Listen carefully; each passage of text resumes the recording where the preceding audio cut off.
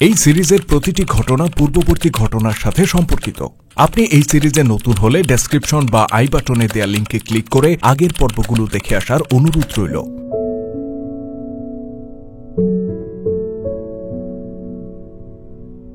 ইসলাম সীমিত পরিমণ্ডলে অবস্থান করাকালীন তার শত্রুও ছিল ধারে কাছের।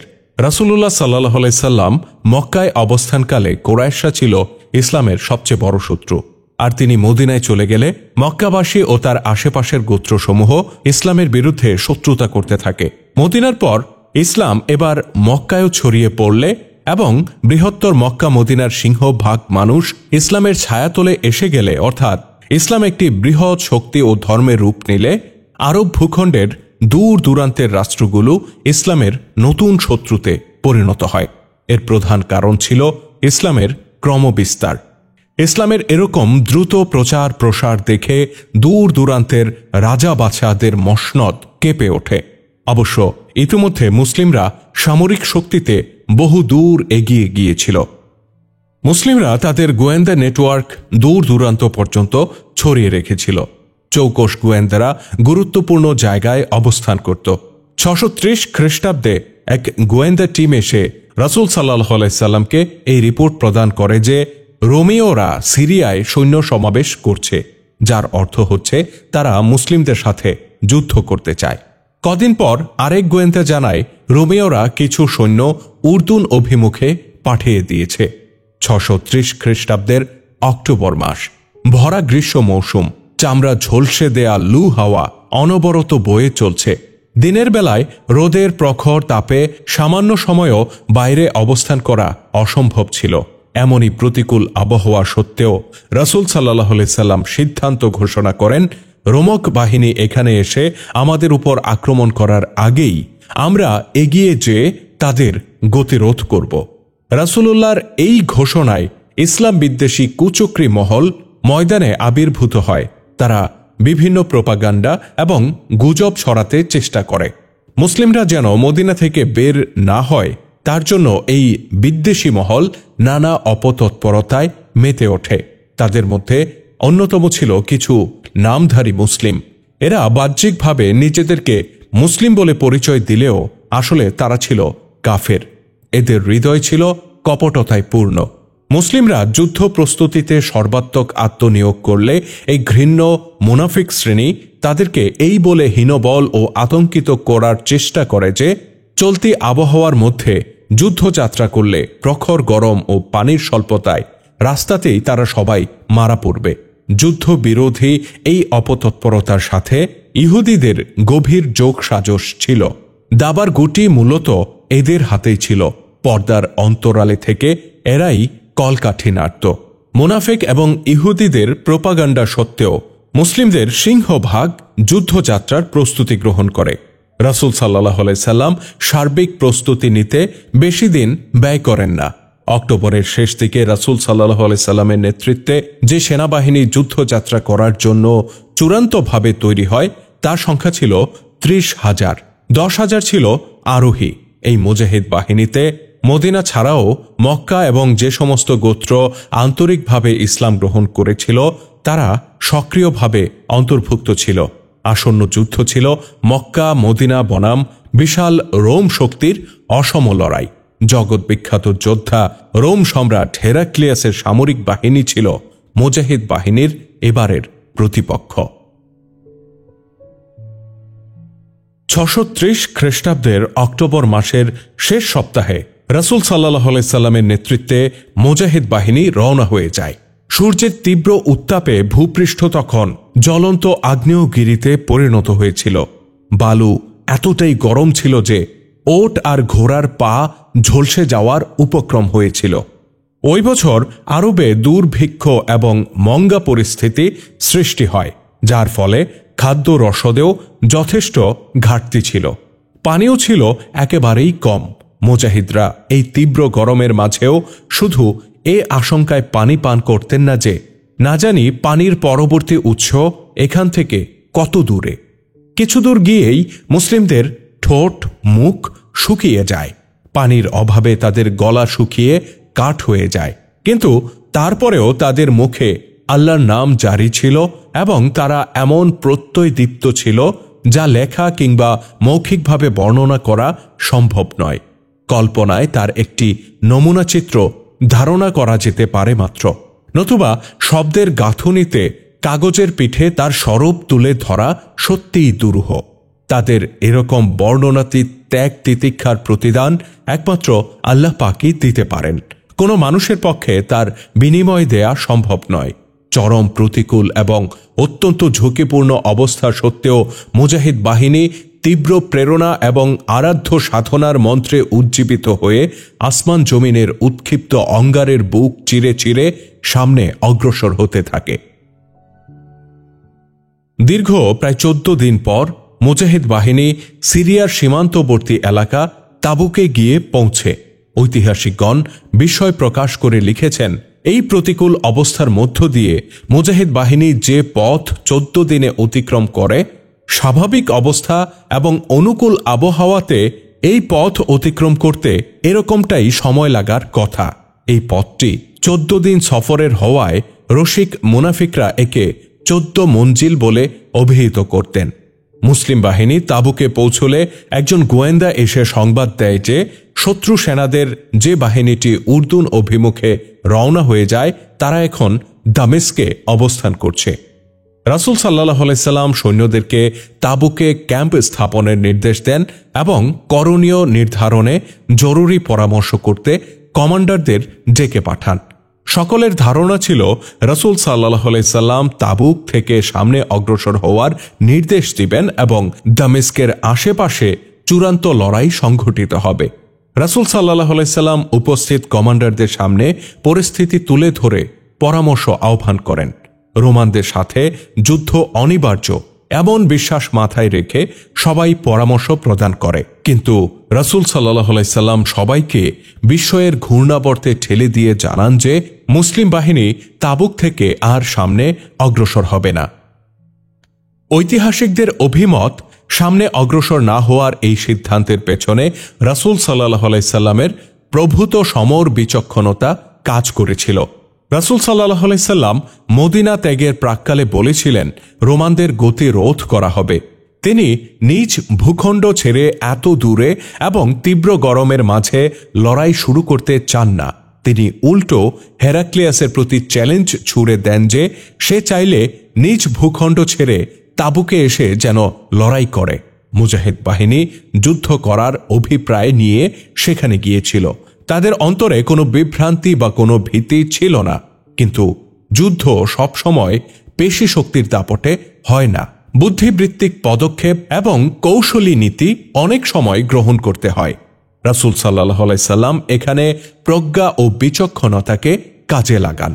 রোমানরা যেন মদিনায় যেতে না পারে তার জন্য এ পদক্ষেপ গ্রহণ করেন যে অত্র এলাকার যারা রোমকদের অধীনে ছিল তাদেরকে নিজেদের অধীনে আনতে প্রতিনিধি দল তিনি গঠন করেন। 4টি উল্লেখযোগ্য জায়গায় এই প্রতিনিধি দল পাঠানোর পরিকল্পনা নেওয়া হয়: আকাবা তথা ইলা, মুকনানা, আরজুহ এবং জারবা। রাসূল সাল্লাল্লাহু আলাইহি সাল্লাম যুদ্ধের পরিবর্তে বন্ধুত্বের শর্তাবলী নির্ধারণ করে এ সমস্ত জায়গায় প্রতিনিধি দল প্রেরণ করেন। একটি শর্ত এই ছিল যে যারা ইসলাম গ্রহণ করবে না তাদেরকে জোরপূর্বক যুদ্ধে নিয়ে যাওয়া হবে না। আরেকটি শর্ত ছিল তাদের প্রতি কেউ চড়াও হলে তাদের প্রতিরোধ করাকে মুসলিমরা দায়িত্ব ও কর্তব্য বলে জ্ঞান করবে। এর বিনিময়ে ইসলামী রাষ্ট্র তাদের থেকে কর আদায় করবে। সর্বপ্রথম ইলা অঞ্চলের নেতৃবৃন্দ নিজেরাই রাসূল সাল্লাল্লাহু আলাইহি সাল্লামের কাছে এসে বন্ধুত্বের পয়গাম কবুল করে এবং নিয়মিত কর প্রদানের শর্ত মেনে নেয়। এরপর অতি অল্প সময়ের ব্যবধানে আরও 2টি শক্তিশালী গোত্র মুসলিমদের সাথে মিত্রতার চুক্তিতে আবদ্ধ হয় এবং কর প্রদানের শর্ত তারা মেনে নেয়। আল জাউফ নামে একটি স্থান ছিল। তৎকালে একে দাওমাতুল জান্দাল বলা হতো। ভয়ঙ্কর মরুভূমি অধ্যুষিত ছিল এই এলাকাটি। সে সময়কার বর্ণনা হতে জানা যায় যে এই জায়গায় এমন বালুর ঢিবি এবং প্রশস্ত প্রান্তর ছিল যাকে অজেয় মনে করা হতো। দাওমাতুল জান্দালের শাসক ছিল উকাইদর ইবনে মালিক। তার রাষ্ট্রের অবস্থান একটি অজেয় এলাকায় থাকায় সে নিজের এলাকাকে দুর্ভেদ্য এবং অপরাজেয় মনে করত। রাসূল সাল্লাল্লাহু আলাইহি সাল্লাম উকাইদর বিন মালিকের কাছে যে প্রতিনিধি পাঠিয়েছিলেন, তিনি এই জবাব নিয়ে ফিরে আসেন যে উকাইদর বন্ধুত্বের রাখি বন্ধনও গ্রহণ করেনি, আবার কর দিতেও সম্মত হয়নি, বরং সে প্রকাশ্যে ঘোষণা করেছে মুসলিমদেরকে সে বড় শত্রু বলে মনে করে এবং ইসলামের ক্ষতি সাধনে সে কোনো ত্রুটি করবে না। রাসূল সাল্লাল্লাহু আলাইহি সাল্লাম হযরত খালিদ বিন ওয়ালিদ রাদিয়াল্লাহু তাআলা আনহুকে ডেকে পাঠান এবং তাকে বলেন, 400 অশ্বারোহী নিয়ে যাও এবং উকাইদর বিন মালিককে জীবিত ধরে আনো। উকাইদর তার দরবারে সর্বোচ্চ মসনদে আসীন, তার পেছনে বিবস্ত্র প্রায় 2 তরুণী দাঁড়িয়ে পাখা টেনে বাতাস করছিল। অন্যান্য বাদশার মতো উকাইদরের চেহারাও ঝলকিত এবং প্রতাপদীপ্ত। তার একজন সিনিয়র মন্ত্রী এবং সিপাহ সালার দাঁড়িয়ে বলে, ইবনে মালিক, আপনার রাজত্ব দীর্ঘজীবী হোক। ইলা, জারবা, আজরুহ এবং মুকনানার গোত্রসমূহ মুসলিমদের সাথে মিত্রতার চুক্তিতে আবদ্ধ হওয়ার খবর আপনি নিশ্চয়ই শুনেছেন। আজকে তারা মিত্রত্ব বরণ করেছে, আর কদিন পর শোনা যাবে তারা কোরাইশি মোহাম্মদের ধর্মও গ্রহণ করে নিয়েছে। উকাইদর বিন মালিক বলে, সম্মানিত মন্ত্রী কি এই পরামর্শ দিতে চাচ্ছেন যে আমরাও মুসলিমদের সামনে হাঁটু গেড়ে বসি? এমন কোনো পরামর্শ আমি গ্রহণ করতে প্রস্তুত নই। প্রবীণ মন্ত্রী বলে, না ইবনে মালিক, আমি সে পরামর্শ দিচ্ছি না। আমার উদ্দেশ্য হল, বয়স বেশি হওয়ায় আমার চোখ যা দেখছে তা আপনার চোখ হয়তো দেখতে পারছে না। আমি বিশ্বাস করি আপনি মুসলিমদের সবচেয়ে বড় দুশমন, কিন্তু আমার কাছে মনে হচ্ছে আপনি শত্রুকে এত তুচ্ছ জ্ঞান করছেন যে তারা বাস্তবে আমাদের উপর আক্রমণ করলে তাদের হাত থেকে পরিত্রাণের উপায় নিয়ে আপনি কোনো পরিকল্পনা গ্রহণ করছেন না। উকাইদর বিন মালিক বলে, পবিত্র ক্রুশের শপথ, আমাদের প্রাকৃতিক অবস্থানই আমাদের রাজত্ব অক্ষুণ্ণ রাখবে। মুসলিমরা এখানে আসার দুঃসাহস করলে এখানকার ভয়ঙ্কর মরুর তৃষ্ণার্ত বালু রাশি তাদের শরীরের রক্ত চুষে নেবে। দাওমাতুল জান্দালের চারপাশে যে সমস্ত বালু ও মাটির টিলা রয়েছে, খোদা এগুলোকে আমাদের রাজত্বের অতন্ত্র প্রহরী হিসেবে দাঁড় করিয়ে রেখেছেন। এগুলো অক্ষুণ্ণ থাকতে কেউ আমাদেরকে পরাজিত করতে পারবে না। উকাইদরের দরবারে যখন এই আলোচনা চলছে, তখন হযরত খালিদ বিন ওয়ালিদ রাদিয়াল্লাহু তাআলা আনহু 400 জানবাজ মুজাহিদ নিয়ে অর্ধেক পথ অতিক্রম করে ফেলেছেন। পরের দিনই তারা ওই মরুভূমিতে প্রবেশ করেন।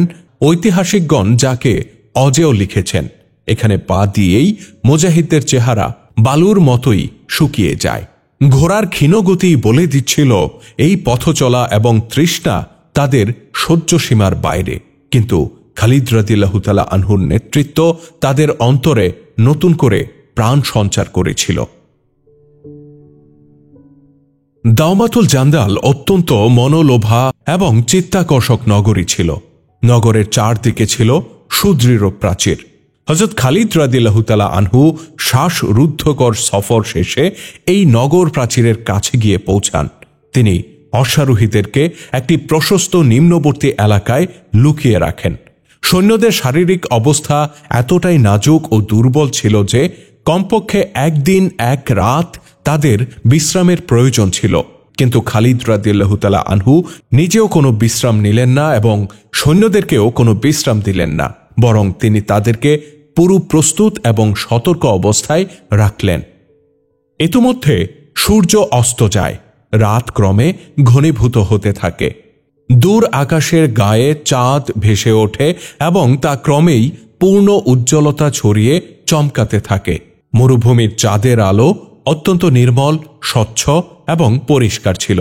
খালিদ রাদিয়াল্লাহু তাআলা আনহু একজন সৈন্যকে সাথে নিয়ে নগর প্রাচীরের দিকে অগ্রসর হন। তিনি ইতিমধ্যে হালকা জরিপ চালিয়ে দেখেন যে এত বড় শহর অবরোধ করতে মাত্র 400 জন সৈন্য যথেষ্ট নয়। সর্বোচ্চ তাদেরকে নজরবন্দি করে রাখা সম্ভব। দ্বিতীয় আরেকটি পথ ছিল সরাসরি তাদেরকে লড়াই করার আহ্বান জানানো। হযরত খালিদ রাদিয়াল্লাহু তাআলা আনহু কেল্লার ফটকের কিছু দূরে একটি উঁচু জায়গায় বসেছিলেন। চাঁদের আলো এত স্বচ্ছ ছিল যে প্রাচীরের উপর থেকে খালিদ রাদিয়াল্লাহু তাআলা আনহুকে দেখে ফেলার সমূহ সম্ভাবনা ছিল। হঠাৎ তিনি কেল্লার ফটকে নড়াচড়া অনুভব করতে পারেন। দরজা ক্রমেই ফাঁক হয়ে দুটি পাল্লা দুদিকে সরে যায়। কেল্লার ফটক এখন উন্মুক্ত। খালিদ রাদিয়াল্লাহু তাআলা আনহু ফটক উন্মুক্ত দেখে মনে করেন হয়তো উকায়দার সৈন্য সহকারে বেরিয়ে আসছে এবং তাদের উপর আক্রমণ করবে, কিন্তু উকায়দারের পেছনে মাত্র কয়েকজন অশ্বারোহী বের হতে দেখা যায়। তারা বাইরে বেরিয়ে যেতেই ফটক বন্ধ হয়ে যায়। এ সময় খালিদ রাদিয়াল্লাহু তাআলা আনহুর মনে পড়ে যায় যে তাবুক থেকে রওনার সময় রাসূল সাল্লাল্লাহু আলাইহি সাল্লাম তাকে বলেছিলেন, শিকাররত অবস্থায় তোমরা উকায়দারের সাক্ষাৎ পাবে। উকায়দার ইবনে মালিক অত্যন্ত শিকার প্রিয় ব্যক্তি ছিল। শিকারই ছিল তার প্রধান শখ। তার এই শিকার প্রিয়তা এতটাই খ্যাতি লাভ করে যে যেন তার জন্মই হয়েছিল শিকারের জন্য। মরু এলাকায় শিকারের সময় ছিল রাত্রিকাল। দিনের বেলায় পশু পাখি লোকচক্ষুর অন্তরালে এবং আত্মগোপনে থাকত। ভরা পূর্ণিমা রাত ছিল শিকারের মোক্ষম সময়। রাসূল সাল্লাল্লাহু আলাইহি সাল্লাম শক্তিশালী গোয়েন্দা নেটওয়ার্কের মাধ্যমে শত্রুর আচার আচরণ এবং অভ্যাস সম্পর্কে অবগত হয়েছিলেন এবং হযরত খালিদ রাদিয়াল্লাহু তাআলা আনহুকে উকায়দারের ব্যাপারে বিস্তারিতভাবে জানিয়েছিলেন।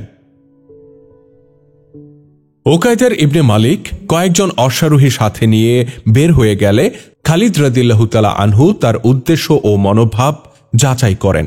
তিনি নিশ্চিত হয়ে যান যে উকায়দার এখনও জানতে পারেনি যে 400 মুসলিম তার শহরের নিকটে পৌঁছে গেছে আর সে আমোদ প্রমোদের সাথে শিকার করতে বের হয়েছে।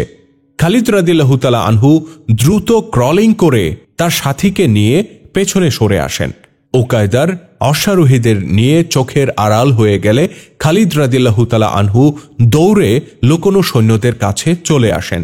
তিনি তাড়াতাড়ি কিছু সৈন্য বাছাই করে নেন। অবশ্য সবাই প্রস্তুত ছিল। তিনি বাছাই করা এই সৈন্যদেরকে নিজের নেতৃত্বে নিয়ে উকায়দারের পথে রওনা হয়ে যান। হযরত খালিদ রাদিয়াল্লাহু তাআলা আনহু এ ব্যাপারে সতর্ক ছিলেন যে তিনি উকায়দারকে শহর থেকে এত দূরে যাওয়ার সুযোগ দিতে চান যেখানে তাদের উপর আক্রমণ হলে শহরে তার আওয়াজ পৌঁছবে না। রাতের পিনপতন নীরবতার মধ্যে এত বেশি ঘোড়ার আওয়াজ চেপে রাখা অসম্ভব ছিল। কিছুক্ষণের মধ্যেই উকায়দার ও তার সাথীরা টের পেয়ে যায় যে তাদের পেছনে অশ্বারোহী লেগেছে। উকায়দারের ভাই হাসানও তাদের সাথে ছিল। সে বলে, আমি এগিয়ে গিয়ে দেখি এরা কারা। সে ঘোড়া ঘুরাতেই খালিদ রাদিয়াল্লাহু তাআলা আনহু সৈন্যদেরকে একযোগে আক্রমণের নির্দেশ দেন। খালিদ রাদিয়াল্লাহু তাআলা আনহু ও তার সৈন্যদের হুঙ্কার থেকেই উকায়দার বুঝতে পারে যে আক্রমণকারীরা মুসলিম। হাসান বর্ষার সাহায্যে প্রতিরোধ করতে গিয়ে মারা যায়। উকায়দার অশ্বারোহীদের থেকে কিছুটা পৃথক ছিল। খালিদ রাদিয়াল্লাহু তাআলা আনহু দ্রুত ঘোড়া ছুটিয়ে উকায়দারের গতিরোধ করে দাঁড়ান। উকায়দার এতটাই হতভম্ব হয়ে যায় যে হযরত খালিদ রাদিয়াল্লাহু তাআলা আনহুর উপর আক্রমণ করার পরিবর্তে সে রাস্তা থেকে এক পাশে সরে যাওয়ার চেষ্টা করে। খালিদ রাদিয়াল্লাহু তাআলা আনহু অস্ত্র দিয়ে তাকে আঘাত করলেন না এবং ঘোড়ার গতিও রোধ করলেন না। তিনি নিজের ঘোড়াকে উকায়দারের ঘোড়ার পাশ দিয়ে নিয়ে যান এবং পাশ অতিক্রমের সময় উকায়দারের কোমরে হাত দিয়ে শূন্যে উঁচিয়ে তাকে নিজের ঘোড়ায় তুলে নিয়ে যান। উকায়দার ইবনে মালিকের শিকারের যে সঙ্গী এবং বডিগার্ডরা ছিল তারা যখন দেখল যে তাদের নেতা বন্দী হয়ে গেছে এবং তার ভাই মারা গেছে, তখন তারা খালিদ রাদিয়াল্লাহু তাআলা আনহুর বাহিনীকে মোকাবেলা করার পরিবর্তে পালানোর রাস্তা খুঁজে নিল। জায়গাটি গভীর অগভীর বিভিন্ন গর্ত এবং টিলা অধ্যুষিত হওয়ায় পলায়নের জন্য বেশ উপযোগী ছিল। ফলে কিছু লোক আহত হলেও মোটামুটি সবাই পালিয়ে যেতে সক্ষম হয়। নগরে প্রবেশ করেই তারা দরজা বন্ধ করে দেয়। হযরত খালিদ রাদিয়াল্লাহু তাআলা আনহু উকায়দারকে আটকে রাখেন এবং কিছু দূর গিয়ে ঘোড়া থামান। তিনি উকায়দারকে জানান তার পলায়নের সকল পথ বন্ধ। এরপর তিনি তাকে ঘোড়া থেকে নামান এবং নিজেও নেমে আসেন। খালিদ রাদিয়াল্লাহু তাআলা আনহু উকায়দারকে বলেন, তুমি নিজেকে অজেয় মনে করতে? উকায়দার বলে, হ্যাঁ, আমি নিজেকে একজন অজেয় হিসেবেই মনে করতাম, কিন্তু আপনার নামটা তো আমি এখনো জানতে পারলাম না। খালিদ রাদিয়াল্লাহু তাআলা আনহু বলেন, আমি ওয়ালিদের পুত্র খালিদ। উকায়দার বলে, এই নামটা আমি আগেও শুনেছি, একমাত্র খালিদের পক্ষেই এখানে আসা সম্ভব। খালিদ রাদিয়াল্লাহু তাআলা আনহু বলেন, না উকাইদার, আল্লাহর প্রতি প্রগাঢ় ঈমান এবং রাসূল সাল্লাল্লাহু আলাইহি সাল্লামের প্রতি অনাবিল বিশ্বাস লালন করে এমন যে কোনো ব্যক্তি এখানে আসতে পারে। উকাইদার জানতে চায় আমার সাথে কেমন আচরণ করা হবে। খালিদ রাদিয়াল্লাহু তাআলা আনহু বলেন, তোমার সাথে ওই আচরণ করা হবে না যা তুমি আমাদের পাঠানো দূতের সাথে করেছিলে। আমাদের পক্ষ থেকে উত্তম ব্যবহারের ব্যাপারে নিশ্চিত থাকো। আমরা রোমান এবং হেরাক্লিয়াসের প্রেরিত হলে আমরা বলতাম, ধন দৌলত, শহরের সুন্দরী যুবতী এবং শরাবের ড্রাম আমাদের হাতে তুলে দাও। প্রথমে আমোদ প্রমোদ করতাম, এরপর হেরাক্লিয়াসের নির্দেশ মান্য করতাম। উকাইদার বলে, হ্যাঁ, আপনারা রোমীয় হলে এমনই করতেন। তারা ঠিক এমনটাই করে থাকে। এমন কোনো উপঢৌকন নেই যা আমি হেরাক্লিয়াসকে দেইনি। ওহে ওয়ালিদের পুত্র, রোমানদেরকে তুষ্ট রাখা আমার অস্তিত্বের জন্য অনিবার্য ছিল। খালিদ রাদিয়াল্লাহু তাআলা আনহু বলেন, রোমানরা এখন কোথায়? বিপদের মুহূর্তে তারা কি তোমাকে সাহায্য করতে এসেছে? আমরা হলে অবশ্যই তোমাকে সাহায্য করতে আসতাম। বন্দী হিসেবে নয়, একজন অতিথি হিসেবে আল্লাহর রসুলের কাছে আমি তোমাকে নিয়ে যাচ্ছি। তোমার উপর বিন্দুমাত্র জুলুম করা হবে না, জোর করা হবে না। আমরা শত্রুতা নয়, বরং বন্ধুত্বের বার্তা নিয়ে এসেছি। আমাদের রসুল সাল্লাল্লাহু আলাইহি সাল্লামের সামনে গিয়ে অবশ্যই তোমার ভুল ভাঙবে যে এতদিন তুমি যাকে শত্রু মনে করতে তিনি শত্রু নন, বরং বন্ধুত্বের যোগ্য। উকাইদার ইবনে মালিকের মুখ যেন বোবা হয়ে যায়। তার মুখ থেকে কোনো কথা সরে না। তার ঘোড়া লক্ষ্যহীনভাবে কোথাও ঘুরছিল। হযরত খালিদ রাদিয়াল্লাহু তাআলা আনহু সৈন্যদেরকে উকাইদারের ঘোড়া খুঁজে আনার নির্দেশ দেন। তারা ঘোড়া নিয়ে এলে হযরত খালিদ রাদিয়াল্লাহু তাআলা আনহু উকাইদারকে তার ঘোড়ায় আরোহণ করান এবং সবাইকে তাবুক অভিমুখে এগিয়ে যাবার নির্দেশ দেন। তাবুকে পৌঁছে হযরত খালিদ রাদিয়াল্লাহু তাআলা আনহু উকাইদারকে রাসূল সাল্লাল্লাহু আলাইহি সাল্লামের সামনে নিয়ে উপস্থিত করেন। রাসূল সাল্লাল্লাহু আলাইহি সাল্লাম তার সামনে সন্ধির শর্তসমূহ পেশ করেন, কিন্তু এমন কোনো প্রত্যক্ষ বা পরোক্ষ শর্ত ছিল না যার মধ্যে তার ইসলাম গ্রহণের প্রতি ইশারা ছিল না। তার সাথে মেহমানদের মতো আচরণ করা হয়, তার উপর কোনো ধরনের চাপ প্রয়োগ করা হয় না।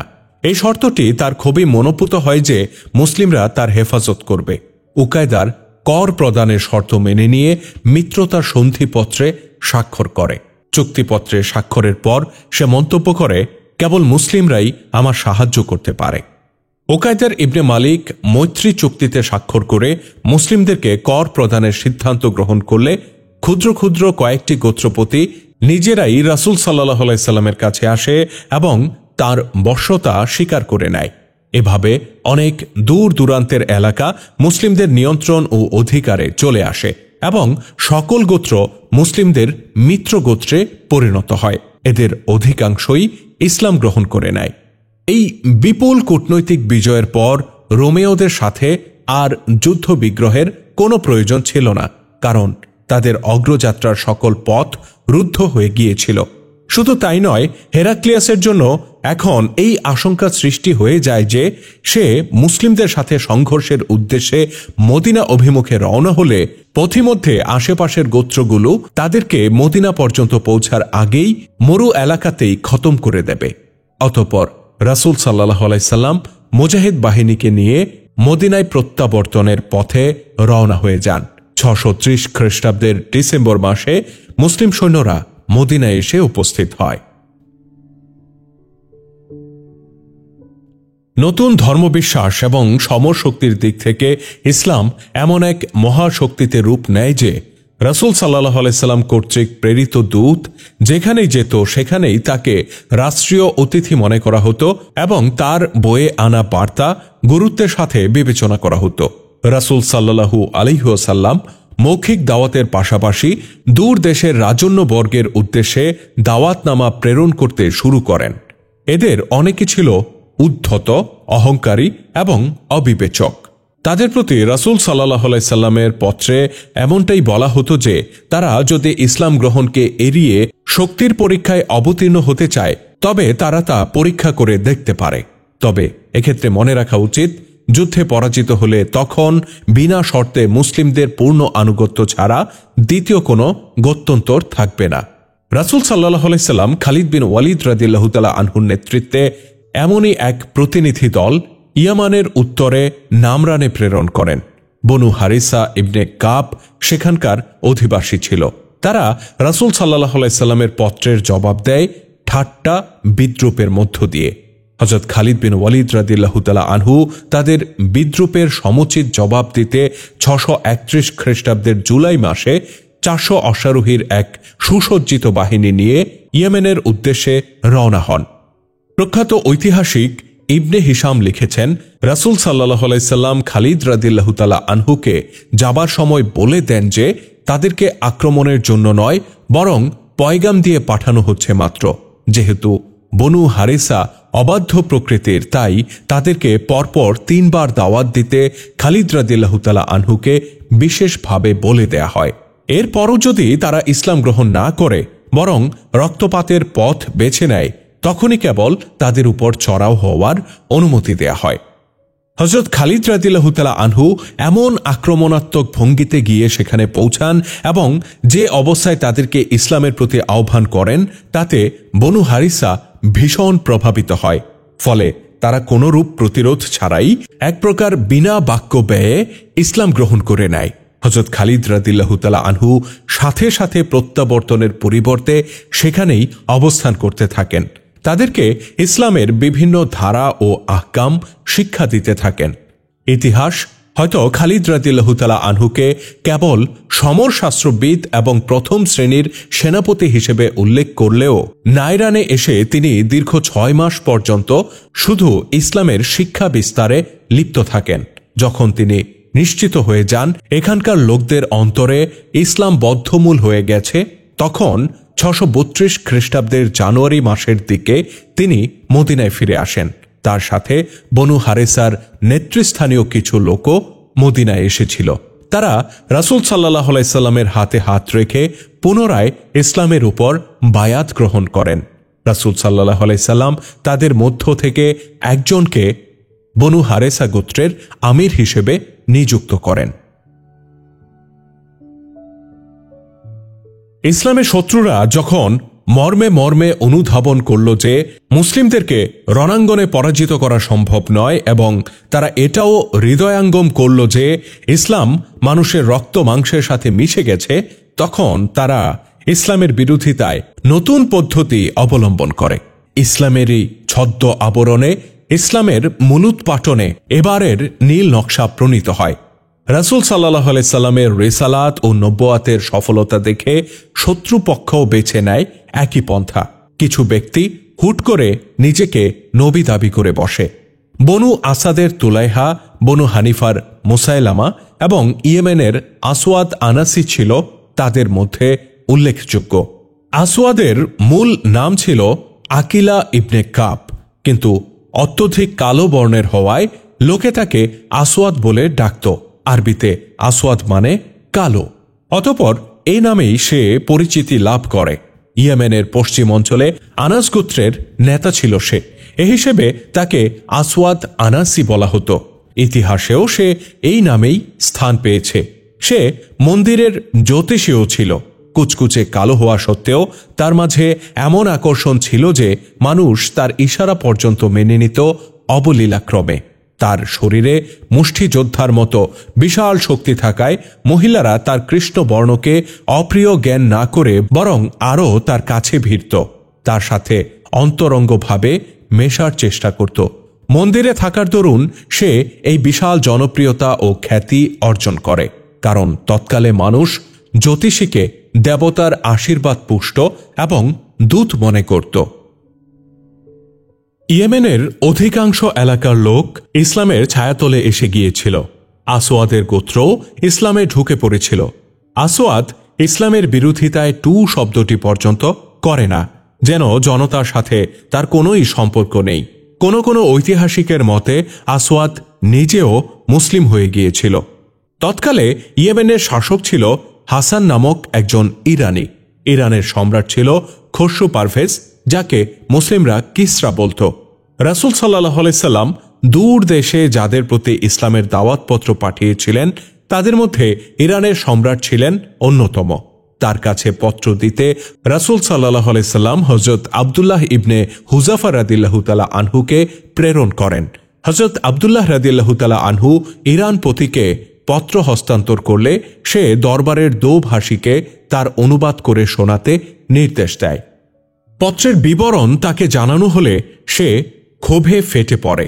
দারুণ ক্রুদ্ধ হয়ে সে পত্রটি টুকরো টুকরো করে বর্জ্যদানিতে নিক্ষেপ করে এবং পত্রবাহক হযরত আব্দুল্লাহ রাদিয়াল্লাহু তাআলা আনহুকে দরবার থেকে অপমান করে বের করে দেয়। হযরত আব্দুল্লাহ রাদিয়াল্লাহু তাআলা আনহু দীর্ঘ পথ পাড়ি দিয়ে মদিনায় ফিরে এসে রাসূলুল্লাহ সাল্লাল্লাহু আলাইহি ওয়াসাল্লামকে জানান যে ইরান সম্রাট তার পত্রখানি টুকরো টুকরো করে ফেলে দিয়েছে। পত্র টুকরো করেই ইরান সম্রাটের ক্রোধ প্রশমিত হয় না। ইয়েমেন ছিল ইরান সাম্রাজ্যের অন্তর্গত এবং সেখানকার গভর্নর ছিল বাজান। ইরান সম্রাট বাজান বরাবর এই নির্দেশ প্রেরণ করে যে হিজাজে অর্থাৎ আরবে মোহাম্মদ নামে এক ব্যক্তি রয়েছে, সে নিজেকে নবী বলে দাবি করে। তাকে পারলে জীবিত নতুবা তার মাথা কেটে এনে আমার সামনে পেশ করো। বাজান পত্র পেয়েই দুজন লোকসহ মদিনায় বার্তা পাঠিয়ে দেয়। এই দুজন পত্রবাহকের উদ্দেশ্য কি ছিল তা নিয়ে যথেষ্ট মতান্তর রয়েছে। কোন কোন ঐতিহাসিকের মতে রাসূল সাল্লাল্লাহু আলাইহি সাল্লামকে জীবিত ধরতে কিংবা হত্যা করে তার মস্তক আনতে বাজান ওই দুই ব্যক্তিকে প্রেরণ করেছিল। কতিপয় ঐতিহাসিক বলেন বাজান ইসলাম গ্রহণ না করলেও রাসূল সাল্লাল্লাহু আলাইহি সাল্লামের ব্যাপারে সে এতটাই প্রভাবিত ছিল যে রাসূল সাল্লাল্লাহু আলাইহি সাল্লামকে ইরান পতির মতিগতি সম্পর্কে অবগত করাই ছিল বাজানের উদ্দেশ্য। তবে সকল ঐতিহাসিক এ বিষয়ে একমত যে বাজানের প্রেরিত দুই ব্যক্তি রাসূল সাল্লাল্লাহু আলাইহি সাল্লামের কাছে যান এবং ইরান সম্রাট যে পত্র বাজানের কাছে লিখেছিল তা তারা রাসূলুল্লাহর সামনে পেশ করে। রাসূল সাল্লাল্লাহু আলাইহি সাল্লাম উক্ত পত্রটি পড়ে এতটুকু বিচলিত হন না। তিনি পত্র থেকে মুখ তুলে মুচকি হেসে বলেন, ইরান সম্রাট সে তো গতকালই নিজের পুত্র শেরওয়া এর হাতে নির্মমভাবে নিহত হয়েছে। আজকে সকাল থেকে ইরানের নতুন সম্রাট তো শেরওয়া। বাজান কর্তৃক প্রেরিত দুজন দূতের একজন বলে, গতরাতে হত্যার খবর এত দ্রুত এখানে কিভাবে পৌঁছল? এটা কি আমাদের সম্রাটের সুস্পষ্ট অবমাননা নয় যে এই ভুল খবর ছড়িয়ে দেয়া হচ্ছে যে ইরান সম্রাট তার পুত্রের হাতে নিহত হয়েছেন? রাসূল সাল্লাল্লাহু আলাইহি সাল্লাম বলেন, আমার আল্লাহ আমাকে এই খবর জানিয়েছেন। যাও, বাজানকে গিয়ে বলো তার সম্রাট এখন আর খসরু নয়, বরং শেরওয়া। রাসূল সাল্লাল্লাহু আলাইহি সাল্লাম আল্লাহর পক্ষ থেকে এই সংবাদ জেনেছিলেন। বাজানের দূতদ্বয় ফিরে গিয়ে তাকে সমস্ত ঘটনা খুলে বলে। ৩-৪ দিন পর বাজান ইরানের নতুন সম্রাট শেরওয়াহ এর পত্র পায়। পত্রে লেখা ছিল, খসরুকে অমুক রাতে হত্যা করা হয়েছে। এটা ওই রাতই ছিল যে রাতের কথা রাসূল সাল্লাল্লাহু আলাইহি সাল্লাম বলেছিলেন। এর কিছুদিন পর বাজান ইসলাম গ্রহণের দাওয়াত সম্বলিত রাসূল সাল্লাল্লাহু আলাইহি সাল্লামের পত্র পান। বাজান আগে থেকেই প্রভাবিত ছিল। রাসূল সাল্লাল্লাহু আলাইহি সাল্লামের ইলহাম তাকে আরো বেশি প্রভাবান্বিত করে। রাসূল সাল্লাল্লাহু আলাইহি সাল্লাম তাকে এটাও জানান যে ইসলাম গ্রহণের পরেও সে যথারীতি ইয়েমেনের শাসক থাকবে, তার ভূখণ্ডের নিরাপত্তা মুসলিমরা নিশ্চিত করবে। অতঃপর বাজান ইসলাম গ্রহণ করে এবং যথারীতি ইয়েমেনের শাসক পদে অধিষ্ঠিত থাকে। অল্প কিছুদিন পর সে মারা যায়। রাসূল সাল্লাল্লাহু আলাইহি সাল্লাম এরপর ইয়েমেনকে কয়েকটি খণ্ডে বিভক্ত করে প্রত্যেক অংশের স্বতন্ত্র শাসক নির্ধারণ করেন। বাজানের পুত্র শাহারকে রাসূল সাল্লাল্লাহু আলাইহি সাল্লাম সানআ এবং পার্শ্ববর্তী অঞ্চলের শাসক নিযুক্ত করেন। এই গুজব ডালপালা মেলে বহু শাখা প্রশাখায় ছড়িয়ে পড়ে যে আসওয়াদ আনাসি মাজহাজ এলাকায় চলে গেছে। খবান নামক এক গুহায় বর্তমানে সে অবস্থান করছে। কদিন পর আবার এই গুজব ডানা মেলে সারা ইয়েমেনে উড়ে বেড়ায় যে আসওয়াদ গুহা থেকে বেরিয়ে এসেছে এবং খোদা তাকে নবুয়াত প্রদান করেছে। এখন সে আর আগের আসওয়াদ আনাসি নয়, বরং সে এখন রহমানুল ইয়েমেন। সংবাদদাতার কণ্ঠে কোনো রূপ সন্দেহের সংমিশ্রণ ছিল না। সে সম্পূর্ণ দৃঢ়তার সাথে সংবাদ পরিবেশন করে ফেরে যে আসওয়াদ নবুয়াত লাভ করেছে এবং সে নিজে তাকে নবী বলে মেনে নিয়েছে। সংবাদদাতা এই সংবাদ বলে বেড়াতে থাকে, গিয়ে দেখে আসো, বিশ্বাস না হলে মাঝাজে গিয়ে নিজে দেখে আসো। রহমানুল ইয়ামেন মৃতকে জীবিত করেন, অগ্নিস্ফুলিঙ্গকে পুষ্পে পরিণত করেন। চলো ভাই, সবাই চলো, আত্মার মুক্তির লক্ষ্যে চলো। যারা ইতিপূর্বে ইসলাম গ্রহণ করেছিল তাদের গায়েও গুজবের বাতাস লেগেছিল। সংবাদের সত্যতা যাচাই না করে তারাও ইয়েমেন অভিমুখে ছুটে চলে। এর আগে আসওয়াদ জ্যোতিষে থাকায় মানুষ প্রথম থেকেই মনে করত যে দেবতার পক্ষ থেকে সে কোনো অলৌকিক শক্তিপ্রাপ্ত, ফলে সে নবুয়তের দাবি করাতে মানুষ তৎক্ষণাৎ তার দাবি সত্য বলে মেনে নেয়। খবান গুহার সামনে সারাক্ষণ মানুষের প্রচণ্ড ভিড় লেগে থাকে। উপচে পড়া জনতা আসওয়াদকে এক নজর দেখার জন্য ভীষণ উদ্গ্রীব ছিল।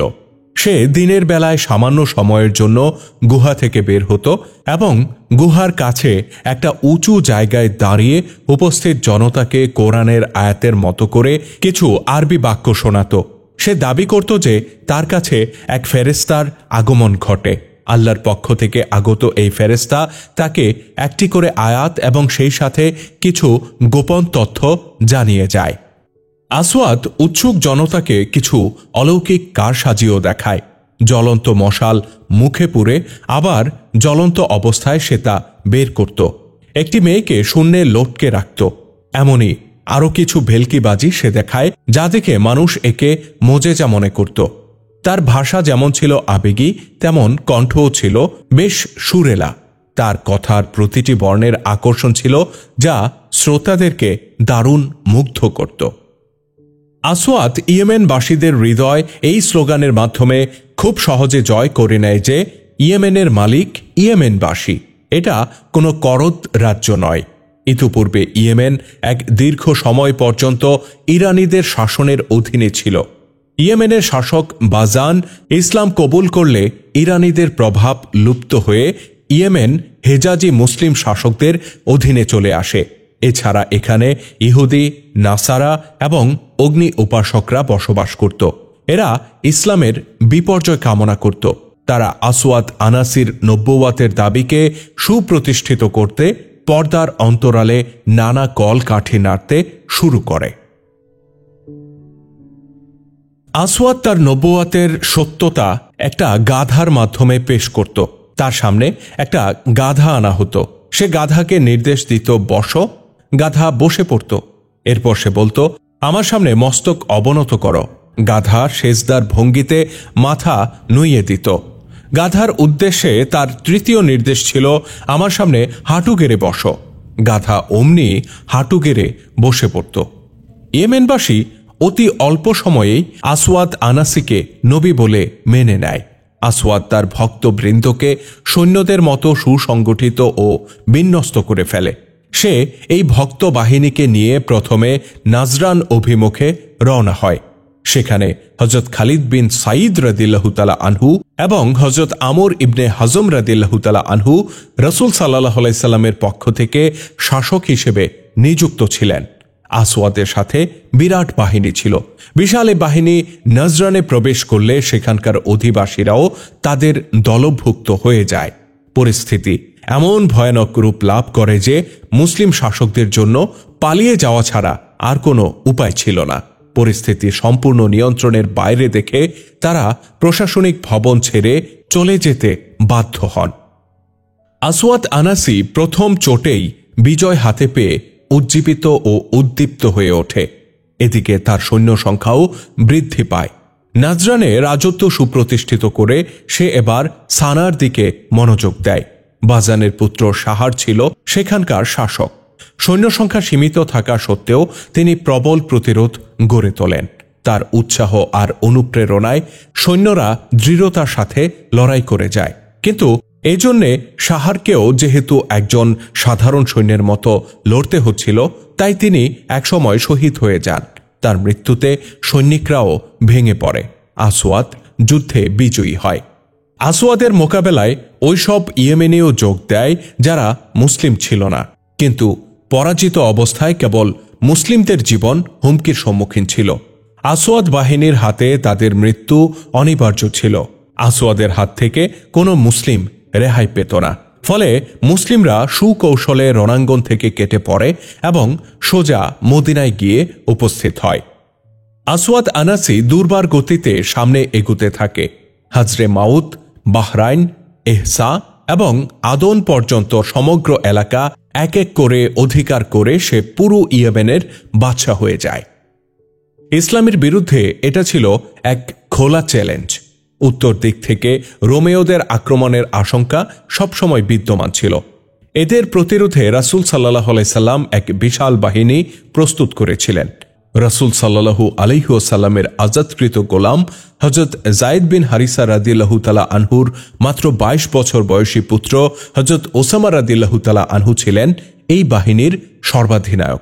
ইতিপূর্বে হযরত যায়েদ রাদিয়াল্লাহু তাআলা আনহুও সেনাধ্যক্ষ ছিলেন এবং তিনি মুতা যুদ্ধে শাহাদাত বরণ করেছিলেন। স্বঘোষিত এক ভণ্ড নবী থেকে ইয়েমেনকে মুক্ত করার জন্য এক বিশাল বাহিনী প্রয়োজন ছিল। মুসলিমদের তেমন বাহিনীও ছিল, কিন্তু যে বাহিনী প্রস্তুত করা হয়েছিল তা ছিল রোমেওদের বিরুদ্ধে যুদ্ধের জন্য। রোমেওদের উপর হামলা স্থগিত রেখে ইয়েমেনে এই বাহিনী পাঠানো হলে রোমানরা এটাকে অপূর্ব সুযোগ মনে করে খোদ মদিনায় হামলা করতে পারে। তাহলে এটা হবে মারাত্মক বিপর্যয় এবং ভরাডুবি। তাই এই পরিকল্পনা বাতিল করে দেয়া হয়। রাসূল সাল্লাল্লাহু আলাইহি সাল্লাম এ বিকল্প চিন্তাও করেন যে যারা অসহায় হয়ে আসওয়াদের আনুগত্য স্বীকার করেছে, আসওয়াদকে মসনদচ্যুত করতে তাদেরকেই কৌশলে ব্যবহার করতে হবে। কমান্ডারগণ রাসূল সাল্লাল্লাহু আলাইহি সাল্লামের এই বিকল্প প্রস্তাব সমর্থন করেন। এই লক্ষ্যে কয়েকজন বিচক্ষণ লোককে ইয়েমেনে প্রেরণ করার সিদ্ধান্ত গৃহীত হয়। রাসূল সাল্লাল্লাহু আলাইহি সাল্লামের তীক্ষ্ণ নির্বাচনী দৃষ্টি হযরত কায়েস বিন হুরায়রা রাদিয়াল্লাহু তাআলা আনহুর উপর গিয়ে পড়ে। রাসূল সাল্লাল্লাহু আলাইহি সাল্লাম তাকে ডেকে নিয়ে ইয়েমেনে যাওয়ার উদ্দেশ্য ভালো করে বুঝিয়ে দেন। সাথে সাথে এটাও বলে দেন যে তাকে খুব সতর্ক থেকে সেখানকার মুসলিমদের সাথে সম্পর্ক গড়ে তুলে গোপনে একদল জানবাজ মুজাহিদ তৈরি করতে হবে, যারা ভণ্ড নবীকে গদিচ্যুত করবে। রাসূল সাল্লাল্লাহু আলাইহি সাল্লাম কায়েস বিন হুরায়রা রাদিয়াল্লাহু তাআলা আনহুকে আরও বলেন তাকে ইয়েমেনে যাবার কথা সম্পূর্ণ গোপন রাখতে হবে এবং সুদূর ইয়েমেন পর্যন্ত তাকে এমনভাবে পৌঁছতে হবে যেন কেউ তাকে দেখতে বা চিনতে না পারে। এই গোপন পরিকল্পনা বাস্তবায়নে রাসূল সাল্লাল্লাহু আলাইহি সাল্লাম আরও বেশ কিছু পদক্ষেপ নেন। তিনি ওবার ইবনে ইয়াহনাস রাদিয়াল্লাহু তাআলা আনহুকে একটি পত্র দিয়ে ইয়েমেনে গিয়ে ইয়েমেনের ওই সমস্ত মুসলিম নেতৃবৃন্দকে শোনাতে বলেন যারা পরিস্থিতির চাপে পড়ে আসওয়াদ আনাসির বশ্যতা স্বীকার করেছে। তাকে আরও বলে দেন পত্রটি পাঠ মাত্রই নিশ্চিহ্ন করে দেবে, বাকি যা কিছু করার তা কায়েস বিন হুরায়রাই করবে। আসওয়াদ আনাসি সানাতে হামলা করলে সেখানকার গভর্নর শাহর বিন বাজান মোকাবেলা করেন, কিন্তু লড়াই করতে গিয়ে তিনি শহীদ হয়ে যান। আজাদ নামে তার এক যুবতী স্ত্রী ছিল। তার এই স্ত্রী আসওয়াদের হস্তগত হয়। আজাদ অত্যন্ত রূপবতী ইরানি কন্যা ছিল। আজাদ আসওয়াদকে স্বামী হিসেবে বরণ করতে সরাসরি অস্বীকৃতি জানায়, কিন্তু আসওয়াদ জোরপূর্বক তাকে স্ত্রী করে নেয়। আজাদ এই ব্যক্তিকে প্রচণ্ড রূপে ঘৃণা করত, যার ফলে সে বন্দী হয়ে যায়। এক দুর্বল নারীর পক্ষে এ অবস্থায় কিছু করারও ছিল না। আসওয়াদ অত্যন্ত নারী লিপ্সু ছিল। তার অন্দরমহলে কম করে হলেও 20 জন রূপসী সব সময় শোভাবর্ধন করত। বিভিন্ন জায়গা থেকে হাদিয়া হিসেবেও তার কাছে অসংখ্য তরুণীকে পাঠানো হতো। সে সারাক্ষণ নারী এবং মদের নেশায় বুঁদ হয়ে থাকত। রাসূল সাল্লাল্লাহু আলাইহি সাল্লাম কর্তৃক প্রেরিত হয়ে হযরত কায়েস বিন হুরায়রা রাদিয়াল্লাহু তাআলা আনহু অত্যন্ত গোপনে এবং বেশভূষা বদল করে অবশেষে সানা এসে পৌঁছান। আসওয়াদ সানা দখল করে তাকে রাজধানী বানিয়েছিল। ওদিকে ওবার বিন ইয়াহনাসও একজন মুসলিম নেতার কাছে পত্র নিয়ে পৌঁছে যান। ওই মুসলিম নেতা তাকে একথা বলে আশ্বস্ত করেন যে যারা অন্তর থেকে আসওয়াদের আনুগত্য স্বীকার করেনি এমন কয়েকজন মুসলিম নেতাকে দলে ফেরানো তার পক্ষে মোটেও কঠিন কিছু নয়। তবে কথা হলো এতে আসওয়াদকে ক্ষমতাচ্যুত করা যাবে কিনা এ ব্যাপারে সন্দেহ আছে, কারণ সে কেবল বাদশা নয়, ইয়েমেনবাসী তাকে নবী বলে বিশ্বাস করে। সানা পৌঁছে হযরত কায়েস বিন হুরায়রা রাদিয়াল্লাহু তাআলা আনহু এমন এক জায়গায় এসে আস্তানা গাড়েন যেখানে রাসূল প্রেমিক অনেক মুসলিম ছিল। তারাও তাকে এই প্রতিশ্রুতি দেয় যা মুসলিম নেতৃবৃন্দ দিয়েছিল। তারা পূর্ণ দৃঢ়তার সাথে বলে যে তারা সর্বোচ্চ গোপনীয়তা রক্ষা করে আস্থাভাজন মুসলিমদেরকে একটা প্ল্যাটফর্মে এনে সুসংঘবদ্ধ করে তুলবে। এক মুসলিম মন্তব্য করে, আমরা ওই মিথ্যুক নবীর ভবলীলা সাঙ্গ করতে অধিক অপেক্ষা করতে পারি না। সময় যত বয়ে যাচ্ছে তার গ্রহণযোগ্যতাও তত বৃদ্ধি পাচ্ছে। তাকে হত্যা করার কোনো পরিকল্পনা কি করা যায় না? আরেক মুসলিম জিজ্ঞাসা করে, কে হত্যা করবে আর কোথায় বা তাকে হত্যা করা হবে? সে তো অন্দরমহল থেকে বেরি হয় না। আর এটাও জানা কথা যে তার বাসভবনের চারপাশে কড়া ও নিচ্ছিদ্র প্রহরার ব্যবস্থা রয়েছে। যে মুসলিম হত্যার পরামর্শ দিয়েছিলেন তিনি বলেন, আমাদের মধ্য থেকে কেউ জীবন বাজি রাখার সংকল্প কি করতে পারে না?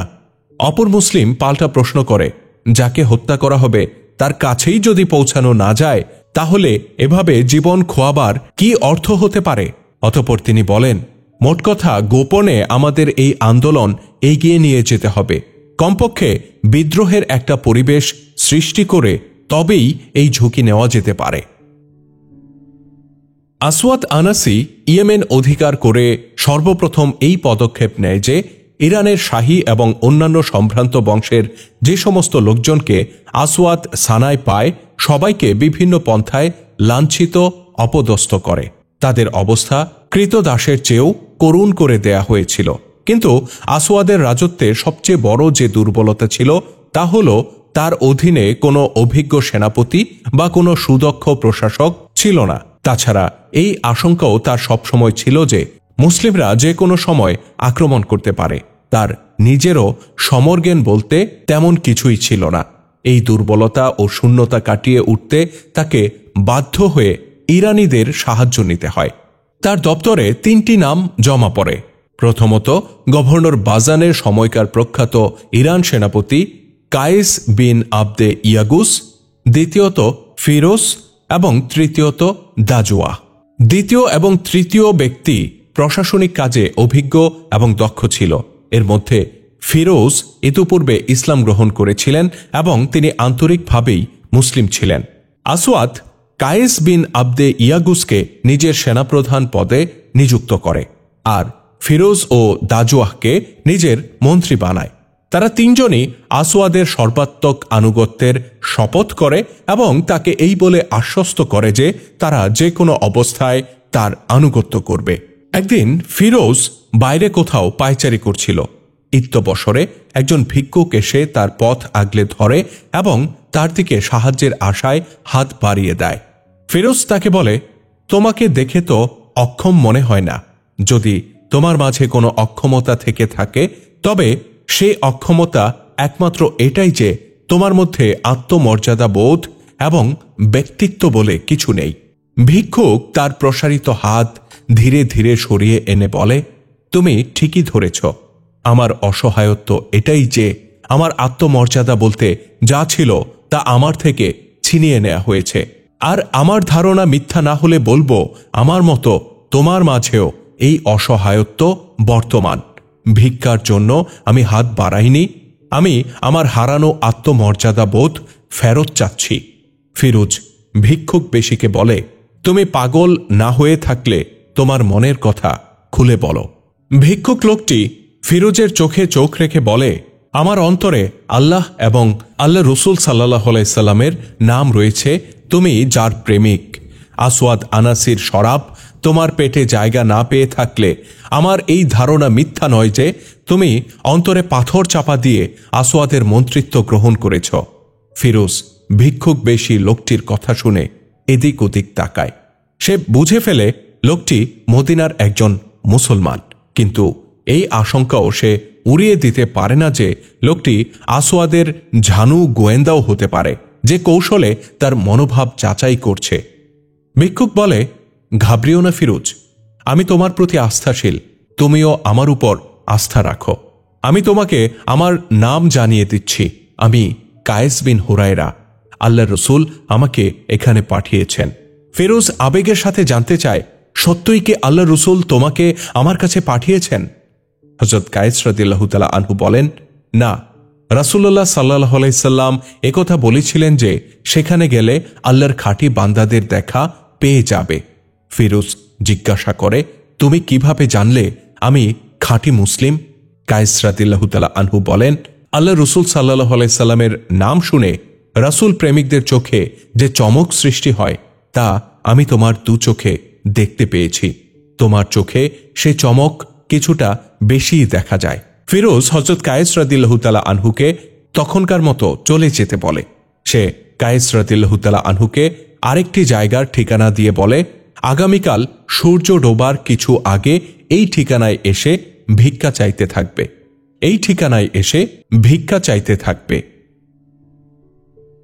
পরের দিন গোধূলি লগ্নে ফিরোজ ওই জায়গা দিয়ে অতিক্রম করে যাচ্ছিল। ফিরোজের ইশারায় কায়েস রাদিয়াল্লাহু তাআলা আনহু ভিক্ষুকের মতো দাঁড়িয়ে ফিরোজের পেছনে পেছনে হাত লম্বা করে চলতে থাকে। ফিরোজ চলার গতি আগের মতো রেখে কোনো দিকে না তাকিয়ে ধীর কণ্ঠে বলে, আল্লাহ রসুলকে জানিয়ে দাও যে তার নামে জীবন উৎসর্গকারী এক ব্যক্তি আসওয়াদ আনাসির ছত্র ছায়ায় রয়েছে। আর আমি ভেবে পাই না যে বিশাল সমর শক্তির অধিকারী হওয়া সত্ত্বেও রাসূল সাল্লাল্লাহু আলাইহি ওয়াসাল্লাম ইয়েমেনে এখনও কেন হামলা করছেন না। হযরত কায়েস রাদিয়াল্লাহু তাআলা আনহু বলেন, হেরাক্লিয়াসের বাহিনী উর্দুনে আমাদের মাথার উপর দাঁড়ানো, আমাদের বাহিনী রোমেওদের উপর আক্রমণ করতে যাচ্ছে। এই অবস্থায় আমরা দুজনেই কি পুরো সৈন্যবাহিনীর কাজ করতে পারি না? ফিরোজ জিজ্ঞাসা করে, তুমি কি ভেবে দেখেছ আমাদের মতো দুজন কি বা আর করতে পারে? হযরত কায়েস রাদিয়াল্লাহু তাআলা আনহু জবাব দিয়ে বলেন, হত্যা। এই প্রশ্ন না করলে খুশি হব যে আসওয়াদকে কিভাবে হত্যা করা যেতে পারে। চাচাতো বোন আজাদের কথা তুমি কি বেমালুম ভুলে গেছ? ফিরোজ চলতে চলতে দাঁড়িয়ে পড়ে। আচমকা তার চেহারায় একটা ভিন্ন ধরনের স্ফুরণ দেখা যায়, যেন হঠাৎই তার রক্ত টগবগিয়ে ওঠে। ফিরোজ বলে, অমানিসার ঘোর অন্ধকারে তুমি আমাকে আলোর ঝলক দেখালে। হত্যা ছাড়া দ্বিতীয় কোনো পথ নেই। আমার চাচাতো বোনের নাম উচ্চারণ করে তুমি আমার মিশন সহজ করে দিয়েছ। এই কাজ আমিই সম্পন্ন করব। তুমি নিজের কাজে মনোযোগ দাও। এখন যাও কায়েস, জীবিত থাকলে পরে আবার তোমার সাথে সাক্ষাৎ হবে ইনশাআল্লাহ। ঐতিহাসিকগণ লিখেছেন, ফিরোজের অন্তরে আসওয়াদের প্রতি যে ক্ষোভ দানা বেঁধেছিল এবং যে ঘৃণা এতদিন তার হৃদয়ে চাপা ছিল, এই সময়ে এসে তা উতলে ওঠে। সে আসওয়াদ আনাসির ইরানি সেনাপতি কায়েস বিন আবদে ইয়েগুস এবং মন্ত্রী দাজওয়াহকে নিজের সমমনা ও সাথী বানিয়ে নেয়। আসওয়াদকে হত্যা করা এক মন্ত্রীর জন্যও সহজসাধ্য ছিল না। আসওয়াদের নিরাপত্তা কর্মী ও দেহরক্ষী বাহিনী সবসময় তার চারপাশে থাকত। অনেক ভেবে চিনতে এই তিনজন ইরানি এই সিদ্ধান্ত গ্রহণ করে যে আজাদকে এই কাজে শরিক করা হবে, তবে সে নিজে হত্যা করবে না। আজাদের সাথে অবশ্য যোগাযোগ করাটাও সহজ ছিল না। এরই মধ্যে আসওয়াদের কেমন যেন সন্দেহ হয় যে তিন ইরানি তাকে অন্তর থেকে সমর্থন করে না। সে তাদের উপর আস্থা কমিয়ে দেয়। ইতিপূর্বে আজাদ আর ফিরোজের মধ্যে কখনো সাক্ষাৎ হয়নি। আজাদ পর্যন্ত পৌঁছার জন্য প্রয়োজন ছিল একজন নারীর। একজন মন্ত্রীর জন্য একটি মেয়ে লোক জোগাড় করা কোনো কঠিন কাজ ছিল না। ফিরোজ মহলের আধা বয়স্কা এক মহিলাকে তলব করে। সেও মুসলিম ছিল। ফিরোজ তাকে নিজের বাড়িতে কাজের প্রস্তাব দেয়। সে চাইলে ফিরোজ তাকে নিজের বাড়ি নিয়ে যেতে পারে। ফিরোজ তাকে কিছু টোপও দেয়। সে তাকে জানায় যে বর্তমানে তার থেকে যত কাজ নেওয়া হচ্ছে এত কাজ তার বাড়িতে করতে হবে না। মহিলাটি সহজেই রাজি হয়ে যায়। ফিরোজ সেদিনই তাকে তার নিজের বাড়িতে নিয়ে আসে। একদিন আজাদ একাকী বসেছিল। সে সারাক্ষণ ক্রুদ্ধ ও অগ্নিশর্মা থাকত। পরিত্রাণের কোনো পথ তার জানা ছিল না। এই অবস্থায় ফিরোজের সদ্য নিয়োগকৃত কাজের মহিলা তার কাছে আসে। চাকরানী মহিলাটি বলে, আমি কাজের বাহানায় এখানে এসেছি, কিন্তু প্রকৃতপক্ষে আমি এসেছি আপনার কাছে। রহমানুল ইয়েমেনের বর্তমান মন্ত্রী আপনার চাচাতো ভাই ফিরোজের সাথে কখনো কি আপনার সাক্ষাৎ হয়েছে? আজাদ অনেকটা রাগান্বিত কণ্ঠে বলে, তুমি কি এখানে গোয়েন্দাগিরি করতে এসেছ? মহিলাটি বলে, না, আমার ব্যাপারে এই সন্দেহ রাখবেন না যে আমি ওই ভণ্ড নবীর গোয়েন্দা। আসওয়াদের প্রতি আমার হৃদয়ে ততখানি ঘৃণা যতখানি আপনার হৃদয়ে রয়েছে। আজাদ বলে, আমি বুঝতে পারছি না তুমি আমার কাছে কেন এসেছ। মহিলাটি বলে, ফিরোজ আমাকে পাঠিয়েছেন। আজাদ বলে, ফিরোজের নামও আমি শুনতে চাই না। তার মাঝে আত্মমর্যাদা বোধ বলে কিছু থাকলে সে ওই ব্যক্তির মন্ত্রিত্ব গ্রহণ করত না যে তার চাচাতো বোনকে বিধবা করে তাকে জোরপূর্বক নিজের স্ত্রী বানিয়েছে। আজাদ ছিল শাহী খানদানের মহিলা। চাকর চাকরানি সম্পর্কে তার যথেষ্ট অভিজ্ঞতা রয়েছে। এতটুকু কথায় আজাদ নিশ্চিত হয়ে যায় যে এই পরিচারিকা গোয়েন্দাগিরি করতে আসেনি। আজাদ তাকে জিজ্ঞাসা করে ফিরোজ তার জন্য কি বার্তা পাঠিয়েছে। পরিচারিকা জানায় তিনি একবার আপনার সাথে দেখা করতে চান মাত্র। আজাদ তাকে একটি নির্দিষ্ট জায়গার কথা জানিয়ে বলে ফিরোজকে রাতে এখানে আসতে বলবে। আজাদ বলে, তবে আমাদের মাঝে একটা দেয়ালের পার্থক্য থাকবে। দেয়ালের এক জায়গায় একটি জানালা আছে, এখানে একটা খাম্বাও আছে। ফিরোজ এই খাম্বার অপর দিকে মুখ করে কথা বলতে পারে। পরিচারিকা আজাদের বার্তা ফিরোজকে পৌঁছে দেয়। ওই দিন রাতেই ফিরোজ মহলের পার্শ্বস্থ দেয়ালের ওই জায়গায় পৌঁছে যায় যেখানে খাম্বা বিশিষ্ট একটা ছোট জানালা ছিল। আজাদ আগে থেকেই ফিরোজের অপেক্ষায় সেখানে দাঁড়িয়েছিল। আজাদ কথা শুরু করে। সে বলে, তোমার প্রেরিত পরিচারিকার উপর আমার অগাধ আস্থা সৃষ্টি হয়েছে, কিন্তু তোমার প্রতি আমি কিভাবে আস্থা রাখতে পারি? আমার বিশ্বাস হয় না যে তুমি আমাকে ওই বর্বর জঙ্গলি থেকে মুক্ত করার পরিকল্পনা গ্রহণ করেছ।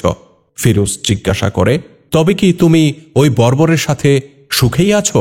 আজাদ বলে, তার মতো ঘৃণ্য ব্যক্তি আমি আর কখনো দেখিনি। এখানে তোমার বেশিক্ষণ থাকা উচিত নয়। তাড়াতাড়ি বলো, এতদিন পর আমার কথা কেন তোমার মনে পড়ল? ফিরোজ জানতে চায়, এই মুহূর্তে আসওয়াদ এদিকে আসার আশঙ্কা রয়েছে কি? আজাদ বলে, আসওয়াদের নয়, বরং প্রহরীদের এসে পড়ার আশঙ্কা করছি আমি। আসওয়াদ এখন মদের নেশায় চুর হয়ে পড়ে আছে। তার অধীনে নারীর সংখ্যা তো আর কম নয়। ফিরোজ বলে, শুধু তোমাকে নয়, পুরো ইয়েমেনকে আমি মুক্ত করতে চাই, কিন্তু তোমার সাহায্য ছাড়া আমি সফল হতে পারবো না। আজাদ বলে, খুলে বলো ফিরোজ, আমাকে কি করতে হবে? ফিরোজ বলে, কোনো এক রাতে আমাকে আসওয়াদ পর্যন্ত পৌঁছে দেওয়ার ব্যবস্থা করবে। যদি পারো তাহলে প্রভাতে তার লাশ ওখান থেকে বের করা হবে। বলো, পারবে কি এই উপকারটুকু করতে? আজাদ বলে, আগামীকাল রাতে এই সময়ের কিছু পরে এই দেয়ালের অপর প্রান্তে ওই জায়গায় আসবে যার কথা আমি তোমাকে এখন বলছি। আমার কক্ষ এই দেয়াল সংলগ্ন। অন্য কোনো পন্থায় দেয়াল টপকানো তোমার পক্ষে সম্ভব নয়। রশি ফেলতে হবে, সাথে করে রশি আনবে। দেয়ালের উপর দিয়ে রশি ছুঁড়ে দেবে। রশির মাথা আমি এদিকে কোথাও বেঁধে দেব। তুমি রশি বেয়ে বেয়ে উপরে উঠতে পারবে। পরবর্তী রাতে ফিরোজ চুপিসারে দেয়ালের গা ঘেঁষে ঘেঁষে চলতে থাকে। তাকে থেমে থেমে চলতে হচ্ছিল। পাহারাদারদেরকে এড়িয়ে পথ চলতে হচ্ছিল তার।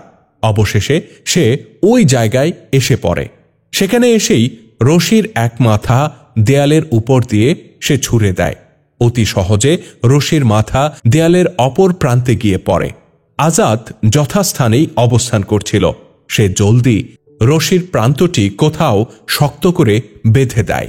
রশি বাঁধা হয়ে যেতেই ফিরোজ রশি বেয়ে বেয়ে এবং দেয়ালের সাথে পা চেপে চেপে দেয়ালের উপর উঠে যায়। এরপর দেয়ালের উপর কোনো শক্ত জায়গায় রশিটি বেঁধে আবার রশি বেয়ে অনায়াসে নিচে নেমে আসে। আজাদ তাকে নিজের কামরায় নিয়ে যায় এবং মধ্যরাত পর্যন্ত সেখানেই তাকে লুকিয়ে রাখে। এর আগে বের হলে আসওয়াদের টের পেয়ে যাওয়ার আশঙ্কা ছিল। আজাদ আসওয়াদের ব্যাপারে ফিরোজকে জানায়। অর্ধেক রাতের পর সে অবচেতন এবং নেশায় বুঁদ হয়ে যায়। লোকটা রীতিমতো মানুষরূপী দৈত্য, যে দৈত্য শুধু মদ পিপাসু এবং নারীখোর। তুমি তার দৈহিক কাঠামো দেখেছ।